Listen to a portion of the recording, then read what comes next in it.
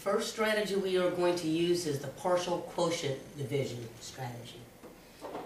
So the first thing we need to do is select a division problem and set it up like this. We're going to choose 576 divided by 3. So we're going to set it up like this. You have a big long tail. Now we're going to look at our hundreds. We have to share this number 576 three different ways equally. So we're going to look at our hundreds first, and we are going to ask ourselves, can we share at least one of these hundreds with all of our three groups? And the answer is yes. We can give each group 100. So we're going to write the 100 that we're going to give the groups over here.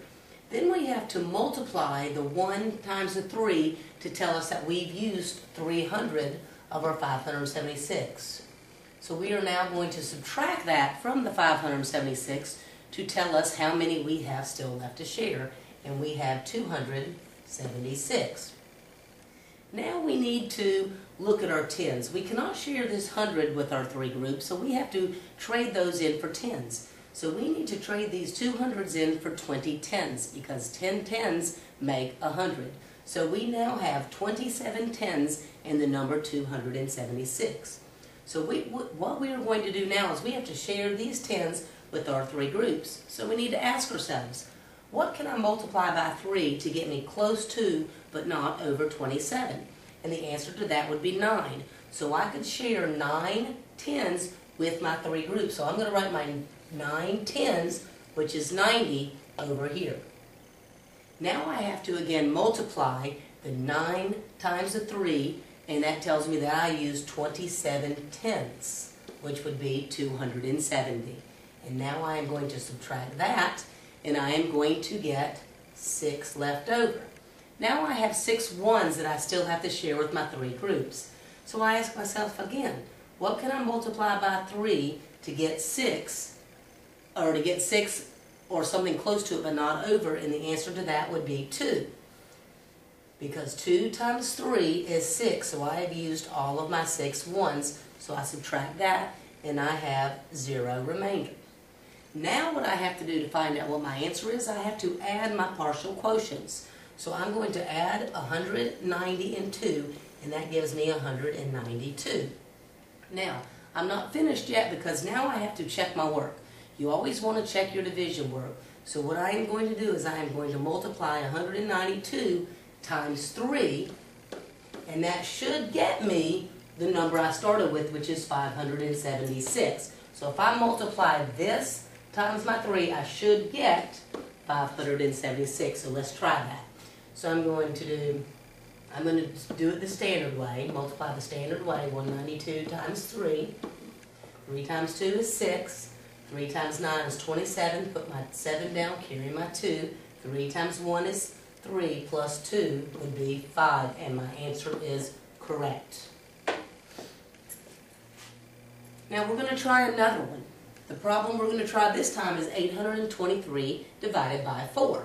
So again, I set it up like so, and the first thing I'm going to ask myself is, can I share these hundreds with my groups? And yes, I can. I can give each group 200. Now I have to figure out how many hundreds I use, so I'm going to multiply the 2 times the 4, and that gives me 8. So I used 800, so now I have to subtract that from my original amount. And that leaves me with 23 left over. So now I have 23 left to share with my 4 groups.